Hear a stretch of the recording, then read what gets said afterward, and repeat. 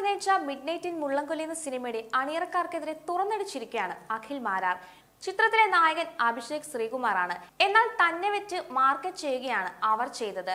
George George നായകനായെത്തിയ മലയാളത്തിലെ super hit സിനിമയായ പണിയിൽ തനിക്ക് ലഭിച്ചൊരു അവസരം നിരസിച്ചാണ് താൻ ഈ സിനിമയിലേക്ക് കൈകൊടുത്തതെന്നും അഖിൽ മാരാർ പറയുന്നു. മുള്ളംകൊല്ലി സിനിമയുടെ പ്രമോഷന്റെ ഭാഗമായി വയനാട്ടിലെ ദുരന്ത ബാധിതർക്ക് വീട് വെച്ച് നൽകാമെന്ന് പറഞ്ഞതുകൊണ്ടാണ് താനിത് ചെയ്യാൻ തീരുമാനിച്ചതെന്നും അഖിൽ മാരാർ പറയുന്നു. എന്നാൽ താൻ പറ്റിക്കപ്പെട്ടുവെന്ന് പിന്നീടാണ് മനസ്സിലായത്. പറഞ്ഞു പറ്റിക്കപ്പെട്ടിട്ടും ചെയ്യാൻ കഴിയുന്ന എല്ലാ സഹായങ്ങളും താൻ ചെയ്തു കൊടുത്തു. താൻ ചെയ്യാത്ത തെറ്റിന് മറ്റുള്ളവരുടെ പരിഹാസത്തിന് വിധേയമാകേണ്ടി വന്നുവെന്നും അഖിൽ മാരാർ പറയുന്നു. സ്നേഹിക്കുന്നവരും വിമർശിക്കുന്നവരും ഒരുപോലെ ചോദിച്ച ചോദ്യമാണ്, എന്തിനാണ് മുള്ളൻകൊല്ലിയിൽ പോയി തലവെച്ചതെന്ന്.